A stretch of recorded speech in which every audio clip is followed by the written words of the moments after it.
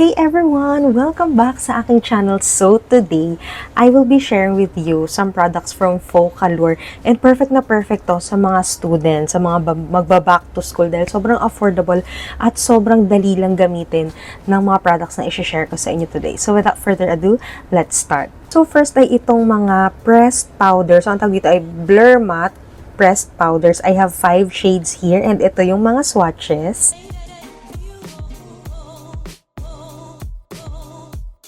Ako ang ginagamit kong shade is yung YLO1. May warm undertone to and medyo lighter siya na shade. So, perfect sa akin na may fair skin tone. And what I like about this product is hindi siya nagkikik sa aking face. As you can see, yan yung ginamit ko right now.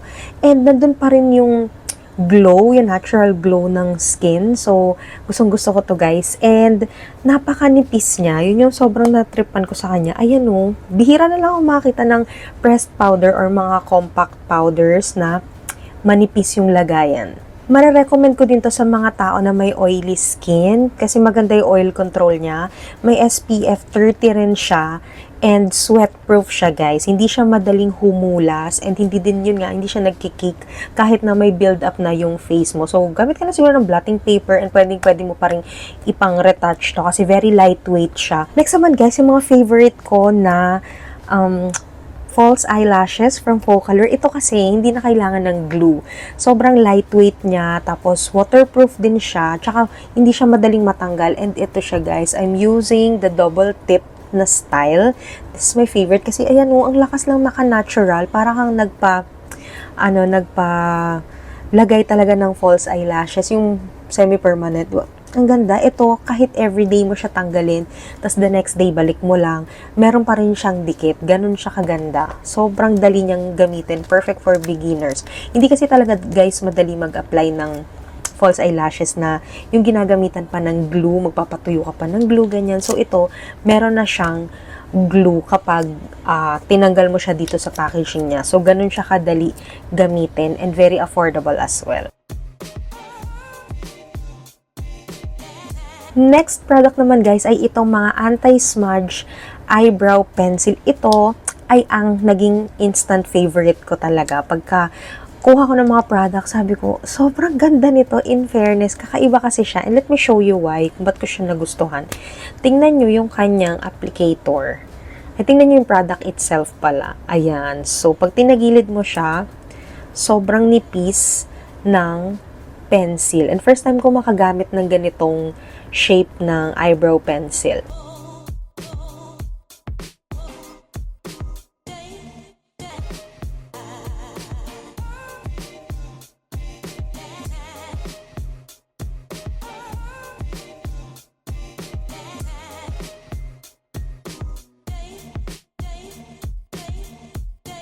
So, this is smudge-proof, waterproof, and very long-lasting. Tapos, sa dulo, meron siyang spoolie and meron siyang sharpener. Yan. So, aaralin ko. Pero, most probably, ganun yung paggamit sa kanya. Kasi ngayon, shape niya, guys, is 0.1 mm lang. Sobrang nipis. Ang ganda niya talagang pang microblade or pang mimic ng hair ng kilay. Sobrang naging favorite ko talaga to. And pag naubos ko to, bibili pa ako to. Kasi nadalian talaga akong gamitin siya. Pwede niyo siyang gamitin ganito, guys. So, wait. Asan ba yung shade ko? Ayan. Ang naging technique ko is, pwede yung paganyan. Yan. Or pwede ring slide nyo lang siya paganyan. Kukulay pa din siya. And ang ganda ng, ng register niya sa kilay. Hindi siya mapula. Yung shades na available na meron ako, hindi siya mapula. Ayoko nang mapulang-mapula. Or yung parang may undertone na mapula pag sa mga pangkilay. So, this is an instant favorite and very affordable. So, long-lasting din siya sa kilay. Ang ganda. Sobrang okay to for me. And last but not the least ay itong Stay Sheen na 2-in-1 lip tint or lip product. Because, guys, pakita ko sa inyo ha. Dalawa yung product na makukuha nyo dito. So, first is itong liquid lipstick. Yan. So, matte to pag in-apply nyo sa lips nyo. Pero hydrating din siya at the same time. Tapos, meron sa dulong gloss. Ayan, na pwede nyo i-apply kapag gusto nyo naman na yung effect ng lip product nyo ay glossy. So, mind you guys, this is very pigmented at saka long-lasting siya, tsaka transfer-proof siya. Tsaka, sobrang compact niya. Ang liit lang niya. Dalawang product na yung available. So, pwedeng-pwede nyo ilagay sa travel bag nyo or even sa everyday bag nyo. Sobrang ganda and sobrang liit lang niya. Ayan o, perfect na perfect for everyday.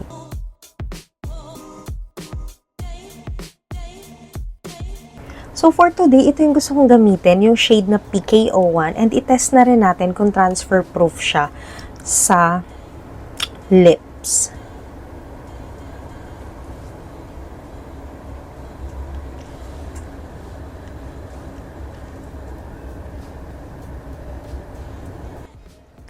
Patuyuin nyo lang siya for around 2 minutes para talaga mag-set ng maayos yung lip product. So, 2 minutes na guys, test na natin kung may transfer ba tong lip sheen or stay sheen 2-in-1 liquid lipstick from Focallure.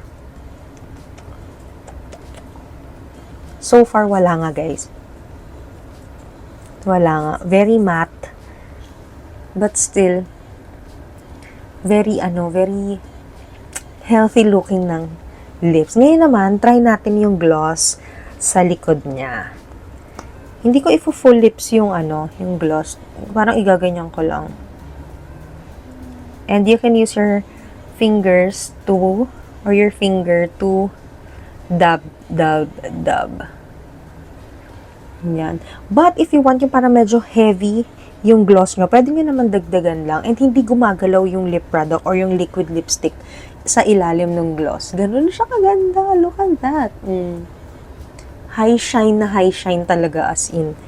Ayan. So, again, meron tong 5 shades and yun, check nyo na lang yung swatches, yung mga arm swatches ko para makapili kayo ng shade nyo. So, that's it guys for today's video. Again, yung mga products is itong Blur Matte na powder na super ganda. As in, talagang blurring siya sa skin. Hindi siya nagkikake and perfect siya sa mga oily skin. May mga oily skin.